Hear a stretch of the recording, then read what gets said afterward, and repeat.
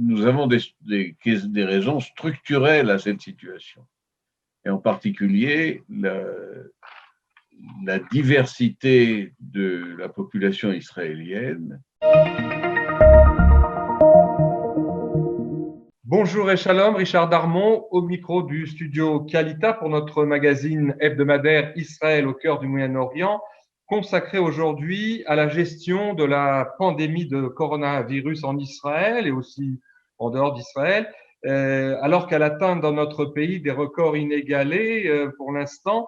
Pour en parler, avec nous en ligne, Maître Léon Rosenbaum, avocat au barreau de Jérusalem. Bonjour et shalom, Léon. Je rappelle aux auditeurs que vous êtes aussi responsable du site d'analyse et de réflexion sur la société et les institutions israéliennes et le monde juif, on peut dire, qui s'intitule Source Israël. Quelque chose. .com. .com. Voilà. Alors, en tant qu'observateur avisé de longue date, si je puis dire, de la société et aussi des institutions israéliennes, comment expliquez-vous que l'épidémie de coronavirus a repris de plus belle à l'occasion de cette deuxième vague, qui est tout de même un record pour le pays en tant que phénomène de contamination? Je crois que c'est un ensemble de circonstances qui a amené à cette situation malencontreuse et dangereuse. Et je pense que c'est cela que nous allons tenter d'examiner dans les minutes qui viennent. Je crois que tout d'abord, les tensions politiques n'ont rien arrangé, elles ont aggravé considérablement l'épidémie, la pandémie. Je crois aussi que nous avons des raisons structurelles à cette situation, et en particulier la diversité de la population israélienne et la diversité de ses attaches intellectuelles et je dirais même religieuses. Nous savons très bien qu'il y a essentiellement deux groupes qui ont été disons, sinon la cause, du moins, ont entraîné des conséquences graves pour la nation entière, pour le pays tout entier. Et ce sont d'une part la population haridite, ultra-orthodoxe, oui. Et d'autre part la population arabe. Si vous voulez bien, avant qu'on en vienne, parce que vous avez fait une analyse très serrée, on va y revenir. Dans cette analyse, d'ailleurs, vous mettez en avant, et c'est ce que je voudrais qu'on fasse peut-être maintenant, dans la mesure où il faudra qu'on trie un petit peu parmi tous ces facteurs, quelle est la part que vous voyez, que vous dégagez des causes générales et j'allais dire mondiales à la situation qui prévaut en Israël? Il y a des causes locales, on va les voir, celles que vous commenciez à énoncer, mais il y a aussi un phénomène général de cette pandémie. Alors, Israël n'échappe pas à la règle. Israël fait partie du monde, bien entendu, et si jamais on avait tendance à l'oublier, cette pandémie nous le rappelle, nous sommes une partie du monde et nous sommes liés à toutes sortes de pays et à travers le monde, plus que jamais. Et par conséquent, la manière dont la pandémie s'est développée à travers la planète nous a concernés tout de suite. Alors, d'abord, il faut commencer, je crois, à observer. Je pense qu'il faut faire une série d'observations. Après, on essaiera de porter des jugements, mais il faut être très prudent pour ce qui concerne les jugements. Pour ce qui concerne l'observation, disons d'abord l'étonnement particulier qu'il y a à constater que les pays les plus développés non seulement ne sont pas épargnés, mais sont parmi les principales victimes. Les États-Unis d'Amérique est le pays qui a le plus de personnes décédées, qui a le plus de personnes contaminées. Et encore qu'on vient de publier ce matin, Léon, que Israël, avec les résultats de ces derniers jours, a dépassé, bon, en fait, égalité en fait avec les États-Unis, a même dépassé en proportion du nombre d'habitants les taux américains, ce qui est un phénomène inquiétant. Et en tout cas, c'est une remarque importante. Vous disiez que le niveau de développement n'a rien à voir avec la manière dont l'épidémie s'étend. On a bien vu aussi que deux grands pays européens, l'Italie et l'Espagne, ont atteint en tout cas lors de la première vague, des, des, des, des taux effrayants de décès, alors que ce sont des pays avec des systèmes de santé développés, ce sont des pays développés, avec des systèmes de santé remarquables. Et on constate que certains pays du tiers-monde arrivent à des taux bien inférieurs. Alors, le problème, déjà, il y a un premier problème, c'est l'authenticité des chiffres. Parce qu'on sait parfaitement que dans les pays qui sont autoritaires, à un régime autoritaire, les chiffres ne sont pas forcément respectés. Et les chiffres publiés ne sont pas nécessairement les vrais chiffres. C'est notamment vrai, en particulier pour la Turquie. On a bien l'impression que les chiffres publiés en Turquie ne sont pas exacts. Mais c'est vrai aussi pour certaines démocraties qui ont l'habitude de jouer un petit peu avec la vérité, et en particulier les chiffres français actuels sont sujets à caution. Il est difficile de croire que dans la première vague, lors de la première vague, les Français avaient des taux de décès considérables et que lors de cette seconde vague qui la touche déjà considérablement, les taux de décès soient aussi faibles que ceux qu'ils publient aujourd'hui. Mais ça, c'est une parenthèse. L'essentiel quand même, c'est de constater que partout dans le monde, cette pandémie s'est développée et fait des dégâts monstrueux. C'est quelque chose qu'on ne rappelle pas trop en Israël. Alors, quand on suit les journaux télévisés, il y a quelques minutes consacrées à une deuxième vague qui reprendrait dans les pays européens notamment, mais le référent international est beaucoup moins présent aujourd'hui qu'au printemps, en Oui, alors Israël en ça tout cas. aussi, c'est tout à fait surprenant. Mais vous vouliez que nous parlions d'abord du monde. Nous avons encore des choses à dire sur le restant du monde, il me semble-t-il. Alors, il faut rappeler, premièrement, la variabilité des taux entre les différents pays. Alors, j'ai cité donc cette question de la crédibilité des chiffres, mais il y a d'autres facteurs, comme les habitudes sociales, par exemple, comme le niveau de la médecine, comme les variations et les mutations du virus lui-même, et surtout peut-être la génétique des populations qui réagissent différemment au même virus en vertu de leur histoire génétique et de la façon dont le virus a évolué chez eux. Donc, il est très, très difficile de tirer des conclusions scientifiques rigoureuses qui seraient valables pour tout le monde, en raison de tous ces facteurs de variabilité. Ensuite, on voit bien que sur le plan international, la course au vaccin est devenue un enjeu commercial et même politique de premier plan. Et on remarque bien qu'on n'entend pas beaucoup parler des développements. De temps à autre, on entend une remarque ou une mise au point, mais dans l'ensemble, alors que c'est un point absolument essentiel, l'obtention de ce vaccin, on constate qu'on n'en parle pas. Il a fallu que Poutine annonce qu'il avait déjà un vaccin pour que la question revienne à l'ordre du jour. Mais dans l'ensemble, on ne nous tient pas informés, ni en Israël d'ailleurs, de l'évolution, de l'avancée, des avancées éventuelles des recherches sur le vaccin. Constatons encore une chose, c'est la division du monde médical et du monde scientifique à propos de ce virus qui décidément est extrêmement mystérieux.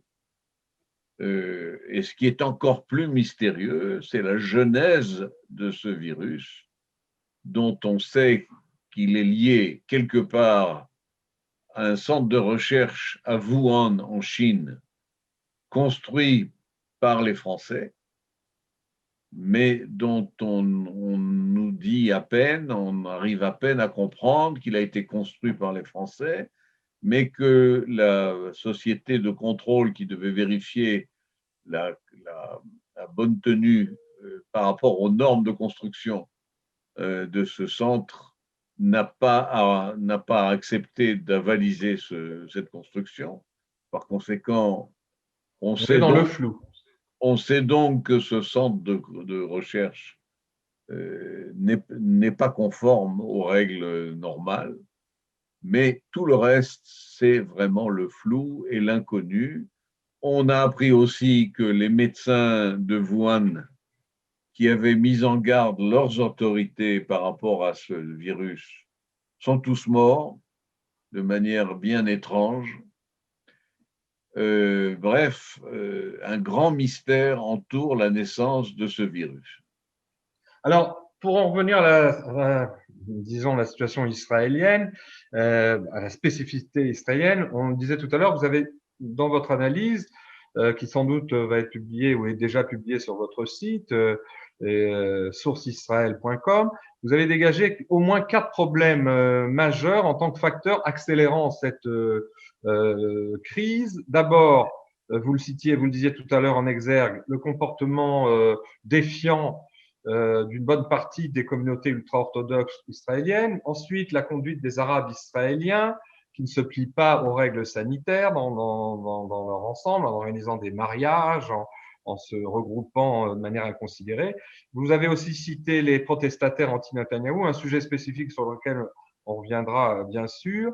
Et puis aussi, en élargissant un petit peu le prisme, vous avez noté le fait que cette grave crise sanitaire est devenu un enjeu politique majeur, à la fois pour le gouvernement d'urgence nationale, Likoud, Parti bleu-blanc, qui a été d'ailleurs mis sur pied spécifiquement pour lutter contre cette épidémie, et puis aussi avec l'esprit de défiance qui existe dans la population, une partie de la population, on y reviendra aussi, et aussi dans les médias, et en fait, ça fait un ensemble de causes qui créent un certain chaos. Alors, est-ce qu'on peut revenir point par point sur votre analyse? Sans aucun doute, sans aucun doute. Alors, Les effectivement, orthodoxes, en l'occurrence, quel est leur problème? ce qui est quand même malgré tout extrêmement surprenant, c'est que plusieurs groupes à l'intérieur de la population, des groupes importants, parce que la population, comme il dit, c'est plusieurs dizaines de milliers, voire centaines de milliers de personnes, estiment que tous les avertissements, toutes les mises en garde, toutes les explications qui ont été données par les autorités à propos d'un problème extrêmement grave. Cette pandémie est extrêmement dangereuse. Elle fait des morts par centaines. Et si on n'y prend pas garde, ce seront des morts par milliers. Ne se sont pas pliés le moins du monde et ont mis un temps fou à comprendre, à vouloir comprendre que continuer à vivre selon leur mode de vie habituel, à savoir ce qui est tout à fait légitime de leur part, de prier 3 fois par jour et d'étudier dans les yeshivot et avec des grands rassemblements et les uns près des autres, etc. C'est tout à fait légitime en temps normal. Eh bien, en temps de pandémie mondiale, ça n'est pas légitime. Il faut protéger la vie des gens avant et tout. Et c'est un commandement de la Torah. Et par conséquent, cette manière qu'ont eu même certains rabbinim, et des rabbinim de grand niveau, de haut niveau, à négliger et à voir, à nier, à être dans le déni par rapport à cette maladie, par rapport à cette pandémie, à quelque chose de révoltant. Est-ce qu'on ne peut pas l'expliquer par un phénomène connu de psychologie sociale qui prévaut pour les minorités? En fait, c'est un complexe, aussi bien chez les orthodoxes, d'une part, bon, qui constitue une forte minorité, que les Arabes israéliens, qui constituent 20% de la population du pays, ce qui n'est pas négligeable. Est-ce que de manière commune à ces deux grandes minorités? Est-ce que ce n'est pas le complexe de séparer l'essentiel, de voir finalement de chercher la petite puce par rapport aux vraies causes, c'est-à-dire que, comme vous le dites, le gouvernement, les autorités ont demandé qu'il n'y ait pas de rassemblement et que parce que la priorité était de réduire les taux de mortalité et les taux de contamination, mais eux réagissent de manière défiante, aussi bien les orthodoxes que les arabes. Il ne faut pas mettre dans le même sac, mais parce qu'ils considèrent au second degré qu'il s'agit d'une mesure punitive qui les pénalise en tant que minorité, et donc ils réagissent, comme on dit en hébreu, par rapport au tafel, c'est-à-dire au secondaire, et non par rapport au prioritaire, qui est le maintien des conditions sanitaires minimum. Est-ce que c'est pas un comportement connu qui existait bien avant l'épidémie, qui fait qu'ils réagissent en tant que minorité assiégée en quelque sorte? Écoutez, la psychologie des minorités, vous avez raison de la souligner, et elle a pu jouer un rôle jusqu'à un certain point. Mais honnêtement, face à un événement mondial comme celui-là, et il y a parmi eux, en tout cas, des gens intelligents et des gens qui sont ouverts sur le monde. Il est absolument inacceptable que les gens continuent, que les élites de ces populations, et je parle aussi bien de la population haridite que de la population arabe israélienne, il est inacceptable qu'il n'ait pas fait 1+1, c'est-à-dire qu'il n'ait pas compris que cette affaire-là est extrêmement dangereuse et peut entraîner des conséquences dramatiques, non seulement pour eux, pour leur communauté, mais pour l'ensemble de la population, que par conséquent, il faut tenir compte concrètement des contraintes que cela nous impose, à Alors tous. justement, par rapport à nos auditeurs, il faut rappeler qu'il y a déjà il y a plus de 2 semaines, on chiffrait, bien même si les chiffres, comme vous dites, sont un petit peu, ils évoluent vite, mais en tout cas, il y a 2 semaines, on chiffrait à peu près à 42% la contribution malheureuse, j'allais dire, de ces deux minorités, harédites, donc orthodoxes et arabes, au nombre de gens contaminés. Il semble qu'à maintenant, ça ait baissé parce qu'il y a un phénomène de contamination bien plus large, bien plus général, qui est parti en fait de ces noyaux.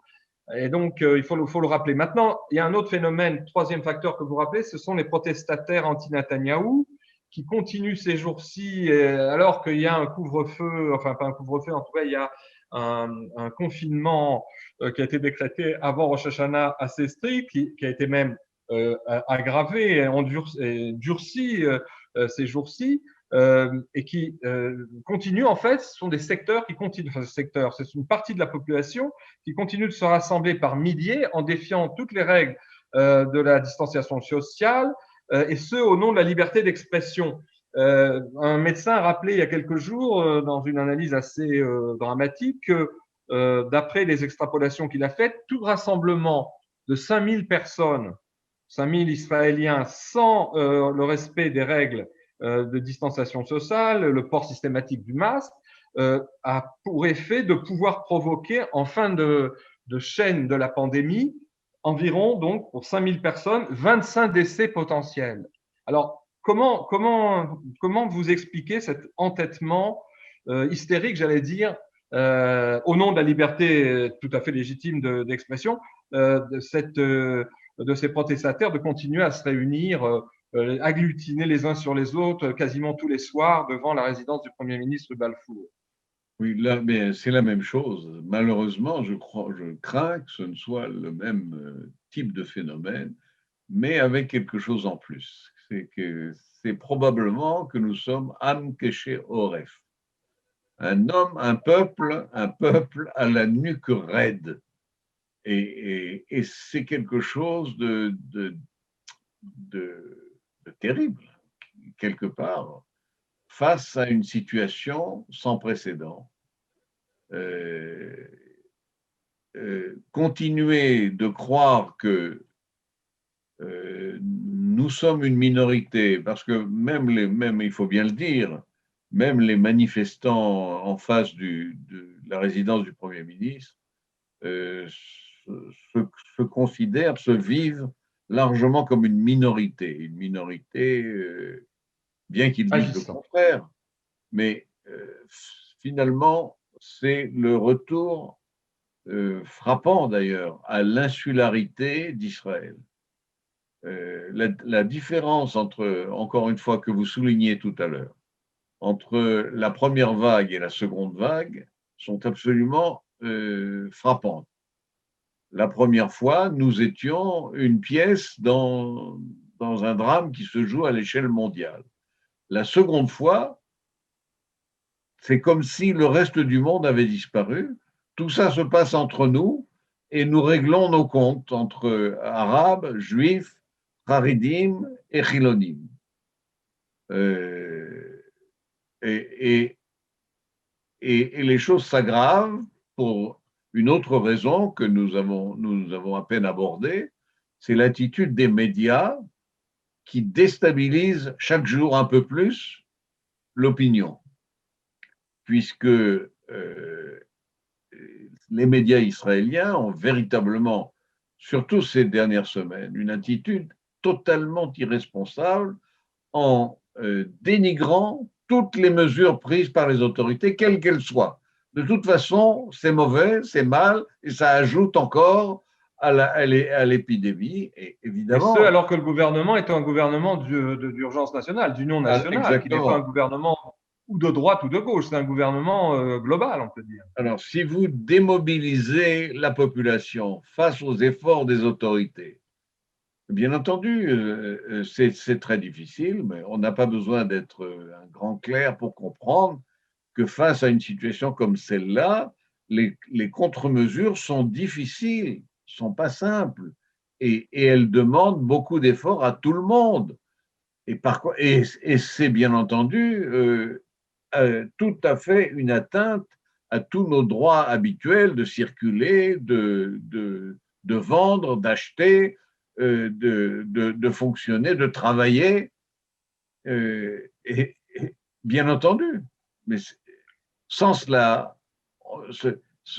l'épidémie va devenir encore plus monstrueuse. Alors, vous le disiez tout à l'heure, est-ce que vous ne croyez pas, si on essaye de creuser un petit peu dans le temps qui nous reste, qu'au-delà de tous ces facteurs qu'on essaye d'analyser de manière rationnelle, il y a un problème qui crée en fait une impasse structurelle de fond. Alors, ce que je vais dire, en fait, ça recoupe en partie ce que vous dites, mais c'est histoire peut-être de vous pousser à affiner votre analyse. Il y aurait l'hédonisme, c'est-à-dire la soif de consommation, l'individualisme d'une partie non négligeable des Israéliens d'aujourd'hui, notamment dans le courant libéral, qui refuse toute contrainte.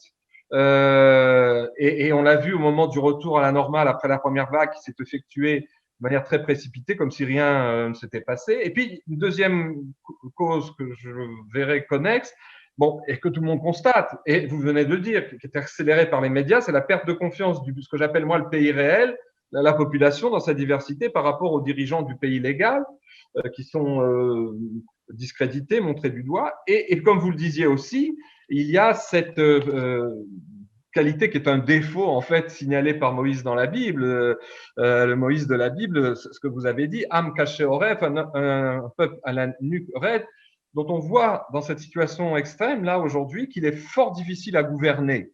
Mais en même temps, j'allais vous poser la question pour qu'on avance. Si on fait la somme de toutes ces causes, est-ce que malgré tout, ce peuple d'Israël, il est aussi capable, c'est pas parce qu'on est dans la période de Rosh Hashanah et de Kippour, mais il est aussi capable de retour, il est capable de responsabilité et de solidarité, comme on le voit d'ailleurs sur le terrain. Alors comment verriez-vous, malgré tous ces facteurs de blocage, une issue à la crise? Qu'est-ce que, si on vous interviewait en tant que spécialiste de la société israélienne, en tant qu'observateur avisé, ce que font d'ailleurs les médias à longueur de journée, on entend sans arrêt des médecins ou des sociologues ou d'autres spécialistes de la société israélienne nous prodiguer leurs meilleurs conseils. Comme les conseilleurs sont souvent pas toujours les payeurs, mais vous, qu'est-ce que vous préconiseriez de manière urgente et je dirais nécessaire pour sortir de cette impasse? Bon, il faut reconnaître que les solutions sont extrêmement difficiles. on a bien compris que nous avons tous bien compris que fermer le pays, ça peut être efficace si on le ferme pendant un temps suffisant, c'est-à-dire 15 jours, 3 semaines, pour enrayer la pandémie. Mais de manière globale, pas comme un petit couvre-feu que tout le monde viole. Absolument. Il faut que ce soit vraiment un couvre-feu réel, sérieux. Chacun est bloqué à la maison, comme pendant Pessah. Ce que nous avons réussi à faire, ce qui a été fait, mais pendant une période longue. Bon, seulement, on a très bien compris aussi que bloquer le pays, c'est l'effondrement de l'économie.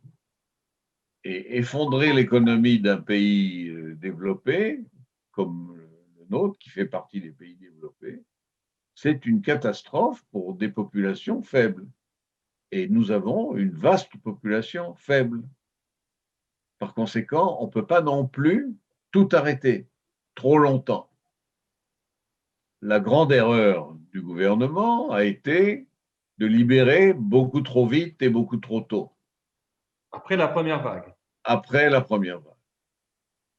Et alors, ce qu'il faut, c'est au moins comprendre les leçons de cet échec et ne pas recommencer. C'est-à-dire que la prochaine, d'abord, il faut bloquer le pays pendant une période suffisamment longue pour qu'elle est vraiment bloquée, pour que ça donne des résultats au niveau de la contagion, d'une part, et des résultats concrets et numérables, et d'autre part, la libération, la remise en fonctionnement de l'économie doit se faire de manière extrêmement prudente. L'économie et du monde scolaire, parce que c'était lié, il me semble que c'est à partir, au départ, à la fin de la première vague, quand le pays a repris, c'est à partir des écoles et surtout des lycées et des adolescents qui sont des grands facteurs de contamination, c'est à partir du milieu scolaire que la deuxième vague a commencé à s'étendre. Alors, il faut bien comprendre que le milieu scolaire, c'est aussi l'économie, puisque si on laisse les enfants à la maison, les parents ne peuvent plus travailler. Donc, ce sont tout à fait des sujets et des thèmes interchangeables. Mais Dernière question, Léon, je m'excuse parce que c'est important. Vous êtes juriste et vous êtes non seulement un observateur, vous connaissez le droit public, le droit constitutionnel israélien. Que préconiseriez-vous si on vous demandait, j'allais dire à l'encontre un petit peu de ce qu'a voulu faire le conseiller juridique du gouvernement Mendelblit, qui a à chaque fois à justifier la nécessité de maintenir le droit de manifester. Quelle serait votre position dans cette période de 3 semaines? Est-ce qu'il y aurait encore des possibilités de se rassembler, de faire de grands rassemblements comme ceux auxquels on a assisté avant que le couvre-feu ne devienne plus sérieux? Quelle est votre position, j'allais dire, juridique et ma politique? position de juriste est très simple. À circonstances exceptionnelles, réponse exceptionnelle. C'est absolument évident que c'est une absurdité de permettre les manifestations quotidiennes de centaines de personnes, De euh, milliers, je dirais. voire de milliers de personnes à travers le pays, peu importe qu'il s'agisse que ce soit contre Netanyahou ou de M. Tartampion, on ne se rassemble pas Et de alors, cette comment expliquez-vous que le conseiller juridique du gouvernement n'arrête pas dans les réunions du cabinet d'union et d'urgence, n'arrête pas de préconiser, ne démord pas de cette position qu'il faut à tout vent protéger le droit de se rassembler, le droit à la liberté d'expression? parce que je pense que c'est probablement un des défauts des juristes israéliens qui n'ont pas entendu parler de l'article 16 de la Constitution française de La 1958, Cinquième République, oui. de la Ve République, et qui, elle, sait qu'il faut parfois euh, faire face à des circonstances exceptionnelles Et dans les circonstances exceptionnelles, on met entre parenthèses les libertés publiques, même les plus sacrées. Eh bien, c'est une très grave déficience de nos juristes y compris du conseiller juridique du gouvernement, qui n'est après tout qu'un homme, et qui devrait être mis en face des conséquences de ces décisions totalement inacceptables, d'après moi. En tout cas, je vous remercie. On aurait beaucoup à dire encore, j'imagine, Oui. vous et moi. Je vous remercie pour votre contribution et votre temps. J'espère que quand on se retrouvera dans quelques semaines, on sera sorti de ce tunnel. En tout cas, bonne santé et bonne fin de fête de la période de Rosh Hashanah Kippour et Sukkot. À bientôt. Chag Sameach. Merci, merci, Chag Sameach.